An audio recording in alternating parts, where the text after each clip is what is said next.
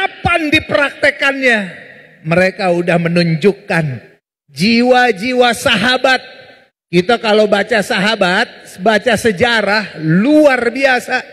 Saya pikir udah nggak ada di dunia ini. Ternyata kita masih dapati orang-orang jiwa-jiwa sahabat, jiwa-jiwa sahabiyah yang ada di Gaza di sana benar-benar dijalanin. Bapak Ibu sekalian, ini pertanda bakalan menang. Yang pertama, 15 bulan dibantai, dianiaya, dibom, disiksa. Bukannya malah pengen pindah, ternyata orang Israel rame-rame pindah.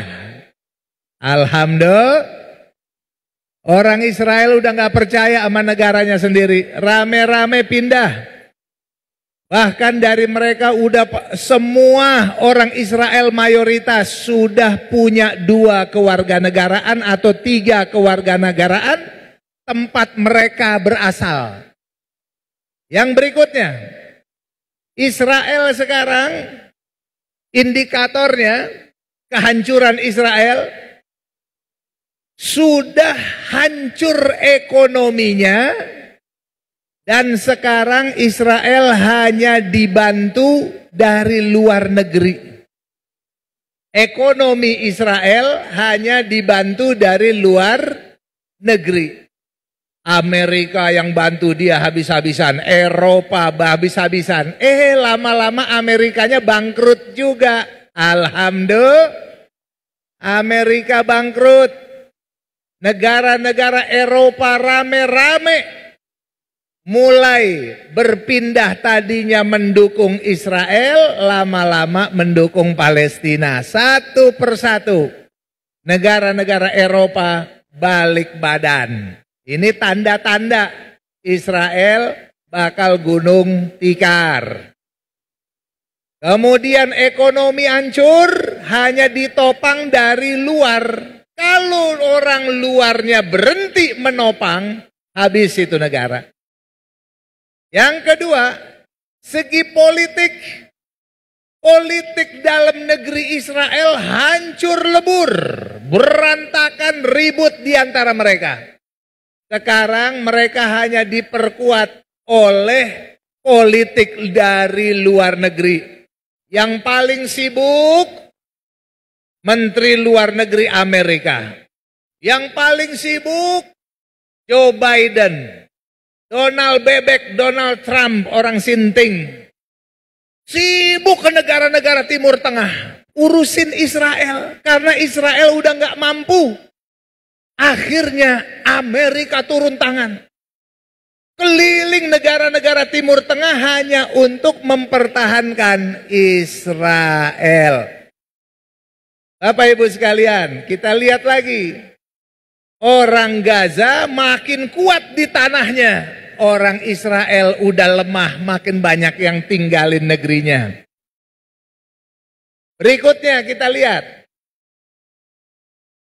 Bagaimana ulama Islam seperti Syekh Ahmad Yasin memberikan pernyataan jelas. Sebelum wafatnya dia kasih peringatan. Wahai orang-orang Israel, jatah kalian di tanah ini hanya sampai tahun 2027. Sebelum Syekh Ahmad Yasin meninggal. Jatah orang Israel di negeri Palestina ini hanya sampai tahun 2027. Kemudian ada lagi, ya, Syekh Bassam namanya. Dia mengatakan dengan analisanya, Israel akan gulung tikar pada tahun 2028. 3 tahun lagi.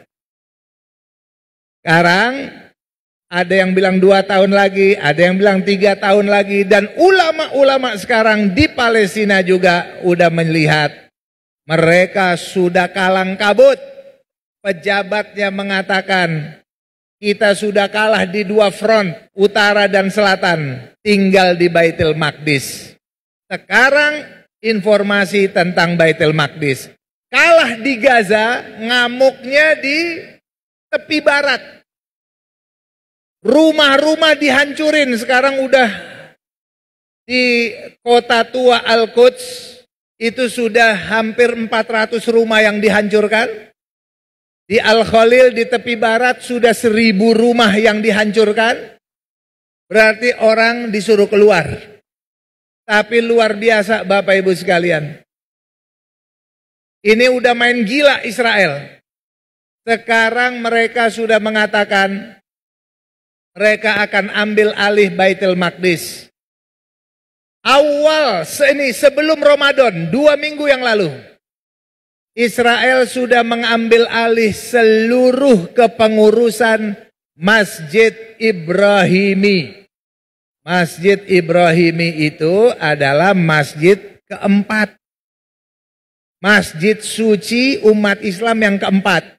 Dibangun oleh Nabi Ibrahim di daerah namanya kota Ibrahim, kota Khalil namanya. Diganti namanya sama Israel, Hebron. Nama-nama Arab diganti semua sama nama Yahudi. Masjid Ibrahimi akhirnya dia ambil alih semua sebelum Ramadan. Umat Islam di situ diusir pengurusnya. Bayangkan saudara sekalian. Di situ ada makamnya Nabi Ibrahim. Ada makamnya Siti Sarah. Ada makamnya Nabi Yakub, Nabi Ishak, kemudian Rifqah. Kemudian makamnya sebelahnya ada makam Nabi Yusuf. Sekarang sudah dikelola full 100% oleh Yahudi. Adapun kita hanya dapat izin dari mereka. Kalau diizinin sholat, namanya kita bertamu di situ. Masjid 3000 tahun sebelum Islam dibangun oleh Nabi Ibrahim. Paling tua Masjidil Haram, lalu Masjidil Aqsa, lalu Masjid Nabawi. Ya Masjid Ibrahim itu sebelum Masjid Rasul sallallahu alaihi wasallam. Ini sekarang di Baitul Maqdis, Masjidil Aqsa sekarang mereka udah ibadah semua di dalam Masjidil Aqsa. Hari-hari ibadah di Masjidil Aqsa. Nanti pada tanggal 31 Maret kita doakan jangan kejadian.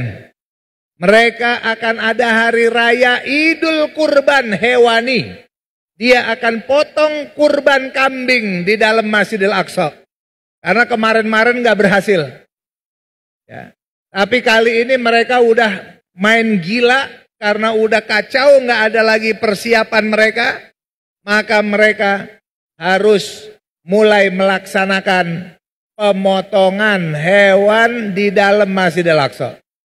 Kita doakan saudara-saudara kita di Palestina sanggup untuk menjaganya dan Allah Subhanahu wa taala menurunkan penjagaannya. Amin. Ya Rabbal Alamin. Nah, Bapak Ibu yang Allah Subhanahu wa taala, tinggal adu kuat saja kesabaran. Israel bentar lagi gulung tikar. Kita tetap membela Palestina, betul? Jangan biarkan saudara kita mati binasa. Wajib kita bela mereka karena Allah.